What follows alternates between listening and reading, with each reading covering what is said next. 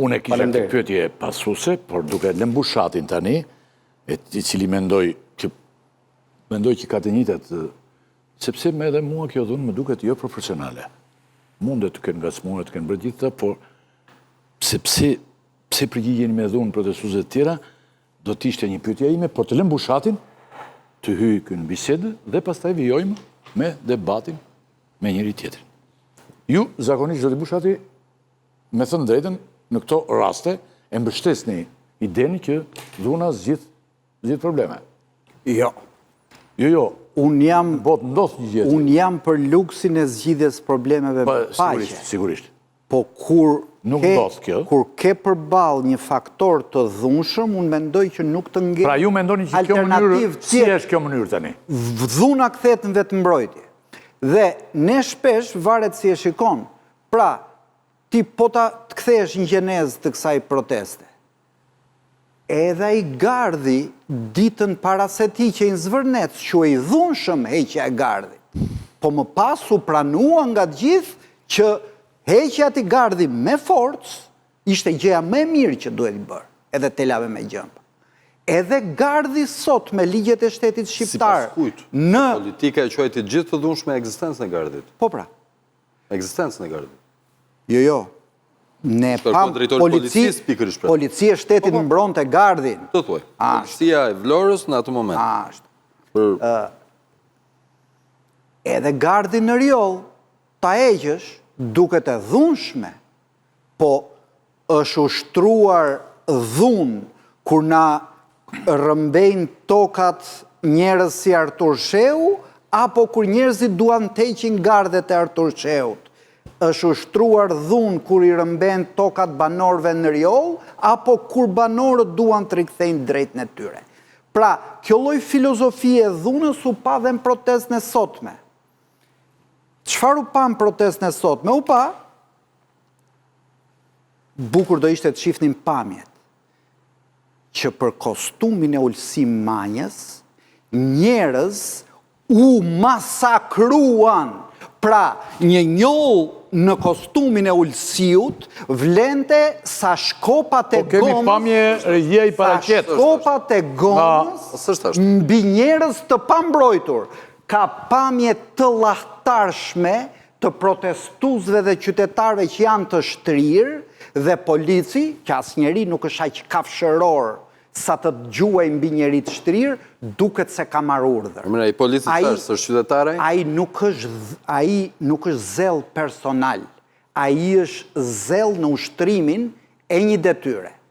E prandaj unë them se kur flasim për dhunë, duhet kuptojmë se kush qëndron në gjenezë të dhunës.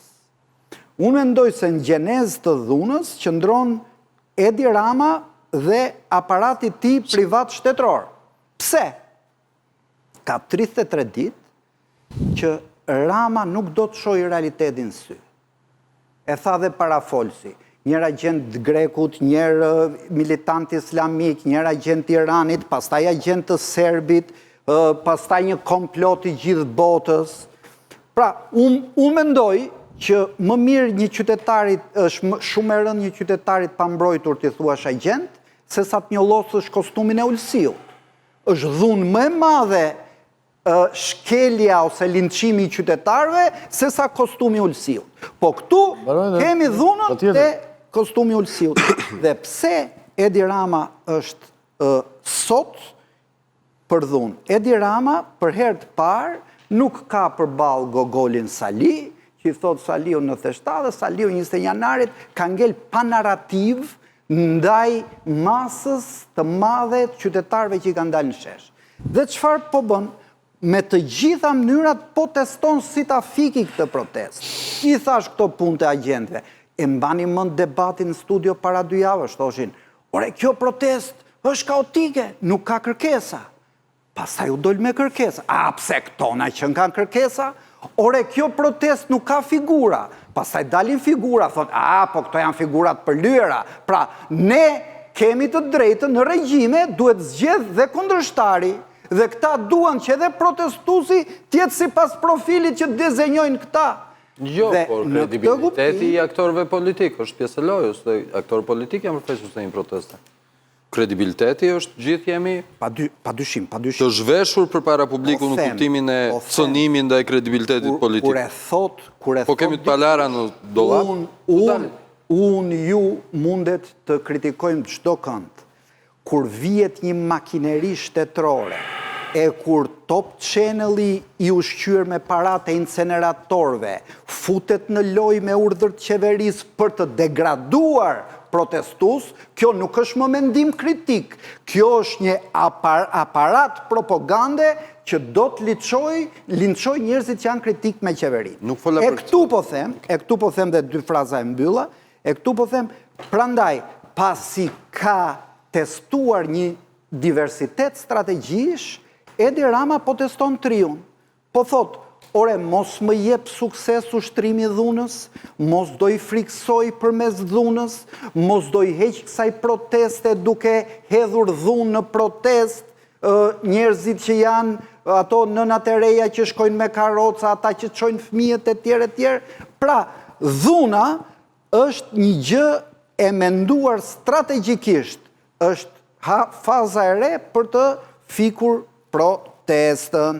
E prandaj në sot, pam një episod të kësaj strategjie.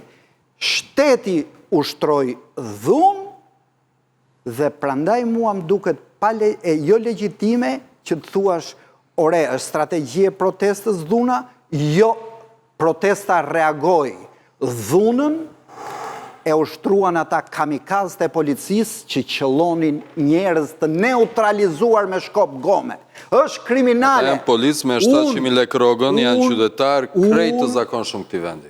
Po, okej. Ata janë qytetar të zakonshëm dhe turp për kriminalat që japin urdhrat palishëm atyre qytetarëve. Po thua që ata kishin zell tepruar, këta.